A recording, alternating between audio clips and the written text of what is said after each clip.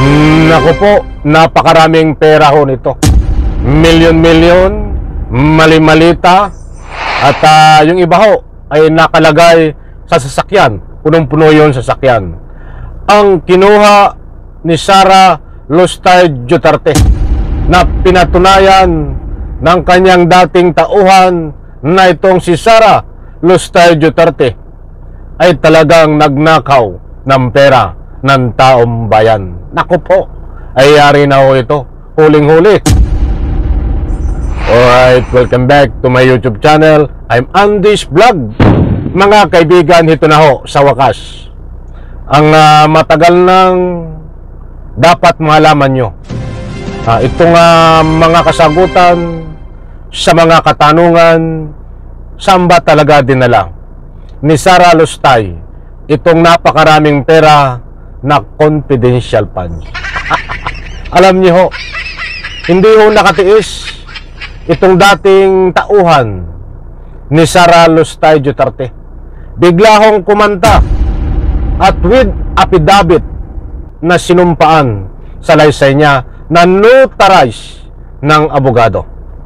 Alam niyo ho ba mga kaibigan na sinasaad doon sa dokumento na sinumpaan niya? Ay sandali, bago nyo malaman, like muna sa video na ito. Kung nagustuhan nyo po, please subscribe my YouTube channel. Ito mga kaibigan, kapanapanabik.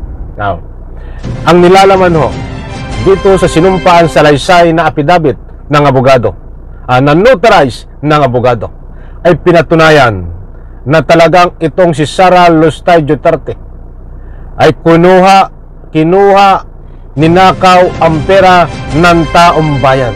Sinalaysay niya po doon dahil siya mismo ang inutusan na kumuha. Pagkatapos kunin mga kaibigan, mayroong pinagdalhan, mayroong pinagbigyan. Huwag po kayong aalis, mga mahal kong taga-subaybay. Importanteng mahalaga na mapanood nyo ito, mapakinggan. Ang ibabahagi ko po sa inyo detalyado, magkanong pera ito, kanino ibinigay, kung paano inutos ni Sara Duterte. Mayroon pong pera na punong-puno yung sakyan at mayroon nakamalita na milyon-milyon pong pera na ito ho ang hinahanap na confidential funds noon. Ako, shoutout po sa lahat. Ito po, pakinggan po natin mga kaibigan para lubos niyong maunawaan. Ako po. Wala pa bang isang taon mula nang ma-impeach si VP Sara, isang bagong affidavit ang lumutang kaugnay ng umano'y katiwaliang pinasasangkutan ng pangalawang Pangulo, kabilang ang umano'y maanumalyang paggamit sa kanyang confidential funds. Ayon sa sinumpaang salaysay ng isang Ramil Madriaga na nakuha ng Billionaire News Channel, siya umano ang inatasan ng VP na bumuo ng Vice Presidential Security Group noong manalo ito sa 2022 elections. Ayon kay Madriaga, December 2022, nang personal siyang abutan umano ng ilang duffel bags ni Colonel Raymond Lachica. Nako, ito na. Kapanapanabik mga kaibigan.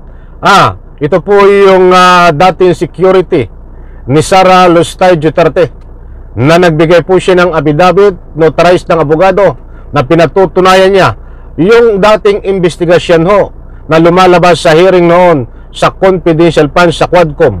Ay ito na po ang ika nga po'y suportahan na talagang totoo, na sinasabi doon ay sangkot itong mga security ni Sara Duterte tungkol dito sa confidential funds na usapin. Ito po. Ang miyembro ng VPSG na Madriaga, December 2022, nang personal siyang abutan umano ng ilang duffel bags ni Colonel Raymond Lachica, ang miyembro ng VPSG na una nang nadawit sa investigasyon ng korupsyon sa OVP at DepEd. Ang mga duffel bag na ito naglalaman daw ng 33 to 35 million pesos each. Isa raw ang dineliver sa isang mayor sa Laguna. Isa rin ang dinala sa isang comedy bar sa Quezon City na pagmamayari umano ng isang San Sebastian College of Law alumnus. Nako.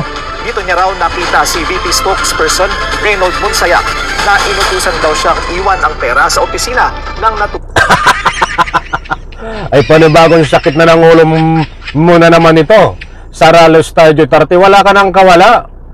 Dahil mayroong nagpatunay na naman na dati mong tauhan na ikaw ay kinanta na talagang nagnakaw ka di umano ng pera ng taong bayan, na sila pa ang iyong inutusan. Ito pa mga kaibigan, panoorin po natin, pakinggan.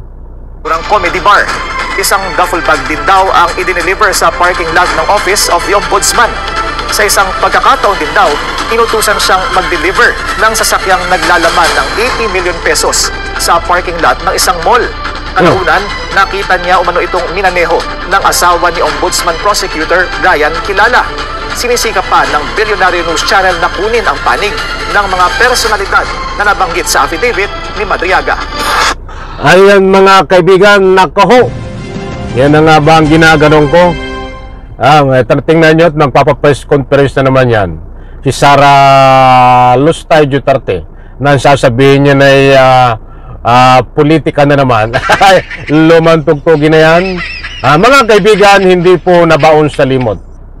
Baka akala po nung iba, itong usapin ng confidential funds ay nabaon sa limot, ang impeachment. Hindi po nabaon sa limot yan. Nabaon lang po pansamantala in-archive ng Senado dahil mayroon pong proseso na sinusunod. But hindi po nabaon ang katotohanan para usigin itong si Sara Lustay Duterte. Nandiyan po ang nakaumang na nakaprepare na panibagong impeachment laban sa kanya sa darating pong early 2026 by month of February.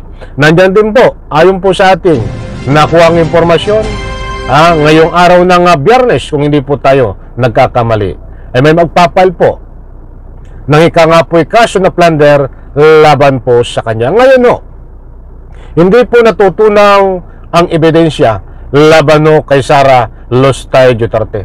Bagkus napapagtibay pa at nadadagdagan pa ang matitibay na ebidensya laban kay Sara Lustay Duterte.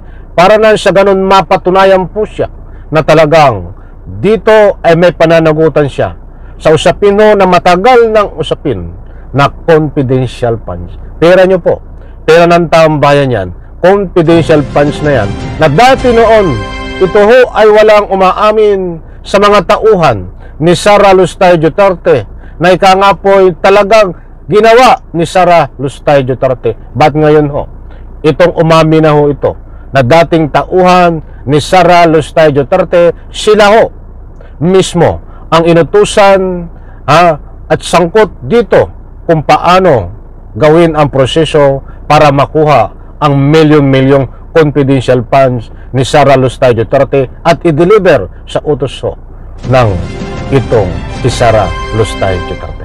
Maliwanag po mga kaibigan po dito, hindi po tayo nagpapakalat ng anumang fake news, mali-malita, milyon-milyong pera ang natuklasan na ito ay nakaw na pera di ni Sara Lustay Duterte. Akala nila ay talagang matatakasan ni Sara Lustay Duterte ito. Hindi sa pamagitan po niyan ng mga ebidensya na lumabas, naku po, ay tuluyan ng naharang para matakasan ni Sara Lustay Duterte itong ika nga po kanyang kinasasangkutan na dala ang milyong-milyong confidential funds. Yan po ay hindi na matatakasan niya mga kaibigan. Alam ko nakuha niyo po ang gusto kong ipunto. Abangan po mamaya sapagkat usaping pugo sindikato na ito ay sangkot di umano si Sara Lustay Duterte dahil pera ng pugo, pera ng illegal ang pumundo sa kanya para lang dito sa kanyang politika na kinatatayuan mga kaibigan. Alamin po ang complete details niyan dahil meron pong ebidensya din dyan na affidavit na sinumpaan sa laysay na mayroon pong